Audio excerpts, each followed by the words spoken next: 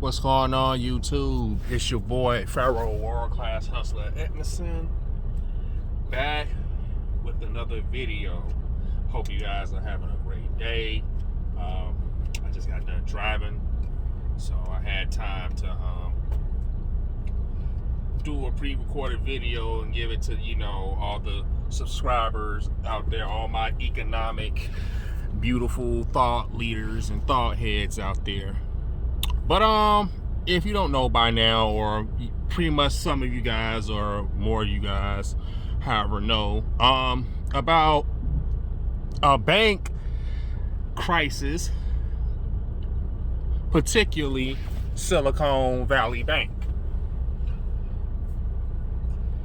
Long story short, because I don't want this to be too long, Silicone Valley Bank is a niche bank out in Silicon Valley, California, and they were the go-to bank for a lot of startup tech firms. And during the pandemic and kind of after the pandemic, which is kind of now from 2020 up to now, a lot of hedge fund investors started putting their money to these startup companies, in which Silicon Valley Bank greatly benefit, because pretty much it was a lot of cash flow that was going through. I think the cash flow was pretty much up to like $80 billion. I may be wrong, but it was up there of how much cash flow came through the bank. And like most banks, you don't make your money, banks don't make their money from their depositors by sitting on it. They make their money in investment in interest rates. So SVB was searching for some things of what they can invest in. So they thought the safe thing to do was to put the money towards securities, aka bonds, long-term bonds to be exact. Now that's all in good, because that's based on predicate. Bonds are predicated on the market. So it's good as long as the interest rates are low. But if the interest rates are high, which is what they are now, then those bonds lose pretty much a lot of value. They become pretty assets to decimated liabilities. So SVB had to sell 21 billion of their bonds, and they had to do it at a loss, which put a negative in their balance sheet. So last Wednesday, SVB hosted a fundraiser to get their investors to try to raise at least $2.something billion so they can recoup some of the loss. It failed and it tanked, and word got out very quickly, primarily Twitter. And top hedge fund investors, like the main one out there, Peter Thiel, pretty much told all the investors and all the tech startups and companies out there, he told them, yo, y'all need to get y'all money out ASAP. Like, no effing around. The fundraiser, money raise up was on a Wednesday. They said Peter Thiel went down there and took all his bread out that Thursday morning, bruh. And most of the other companies followed on through. And then when that happened, the customers, the retail, because SVB is a shadow bank. They're not really like a commercial bank like a Chase, Bank of America, or Wells Fargo. SVB really survived its money, gets primarily their bread, like I said, through hedge fund investors and corporations. So if they start peeling off their money back, then that's a huge problem, because depending on how many, because that's considered wholesale money. When you have people, ordinary people like me or average Joe Blow or somebody who has a bank account, we're considered retail bankers, retail customers. So pretty much SVB Plug, which is their top hand honchos and investor firms and stuff, pretty much pulled out from their behinds. And so now, and let me not forget this. It's three things that I find mind-boggling about this. One, the CRO, which means Chief Risk Officer, stepped down back in April 2022. They recently just replaced their CRO, Kim Olsen, January of this year. That's literally 8 months unaccounted for of nobody overseeing the transaction, nobody overseeing the balance sheet, nobody overseeing, because the interest rates went up drastically as of last year, 2022. Your CRO could have pinged that and y'all could have made a better decision on how y'all was going to take this loss. See, banks take L's all the time. And it just, with a chief risk officer, it depends on how bad the loss is. Now, some people will say because of hedge funds pulling out from SVB that they could have still survived with the loss and stuff, but I tend to differ because I don't think it was that many average Joe Blows that were really banking with them, especially if you look at it percentage wise. But I could be wrong. But this is right here. Well, let me go ahead and finish what I was saying. So you pretty much don't have a CRO that's overseeing things, and pretty much that's like you flying a plane in a thunderstorm and there's no fucking pilot. You just free flowing through it, not knowing where the hell to go. That's pretty much what SVB was doing. That's why this is like a rookie move.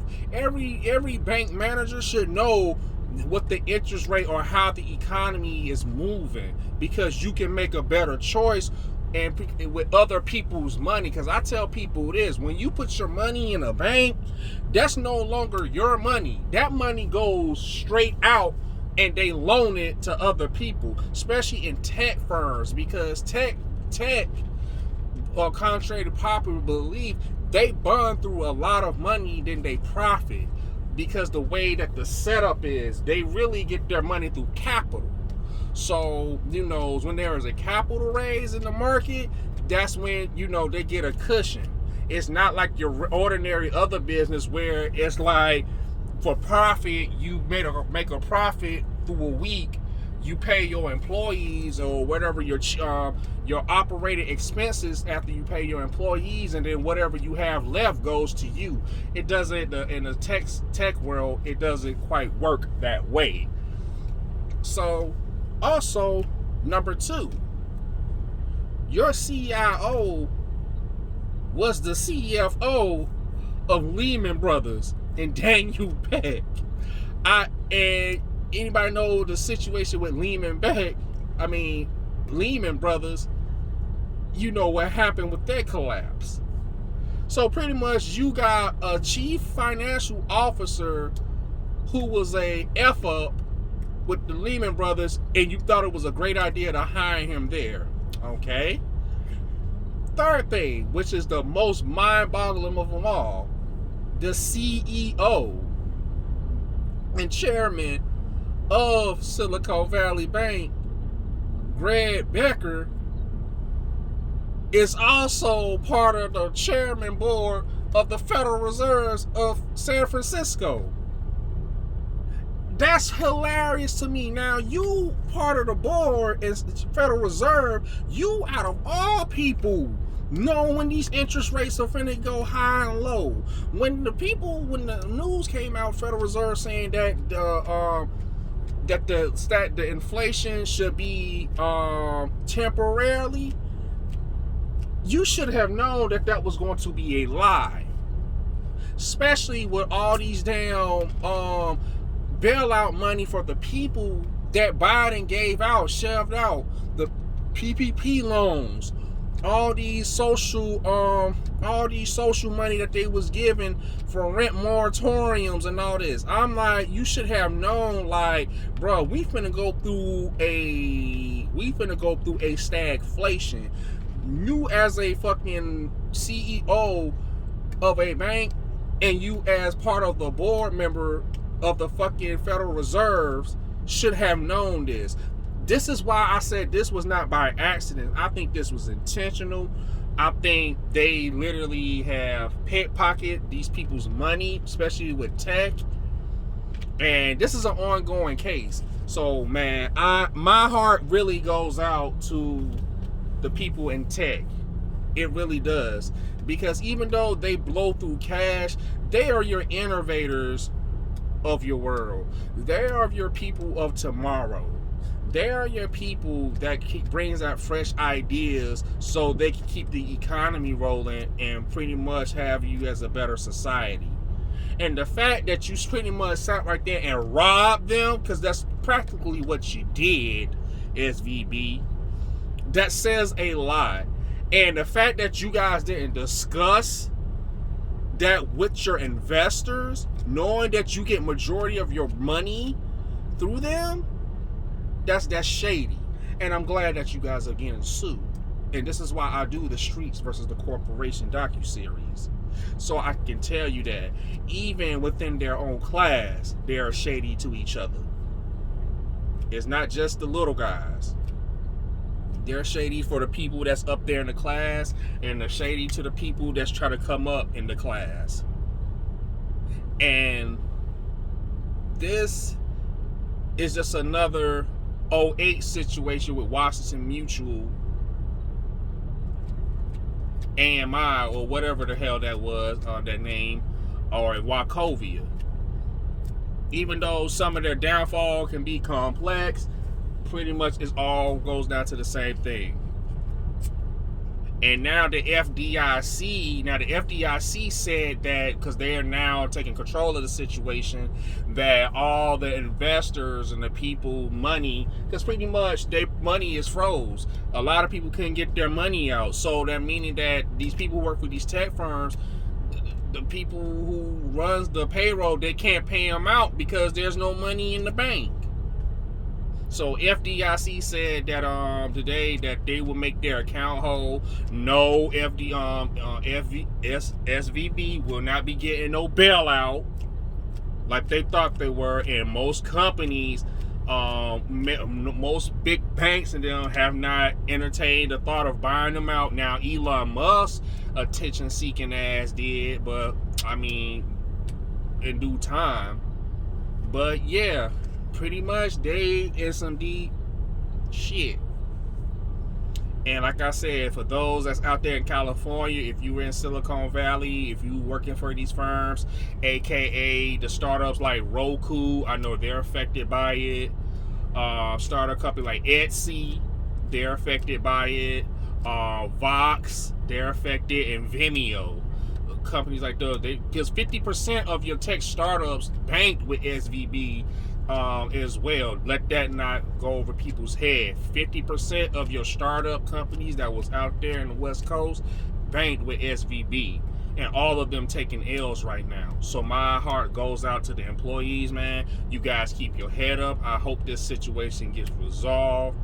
And this is the end of my video. You guys be safe. And this is World Class Hustler. Peace.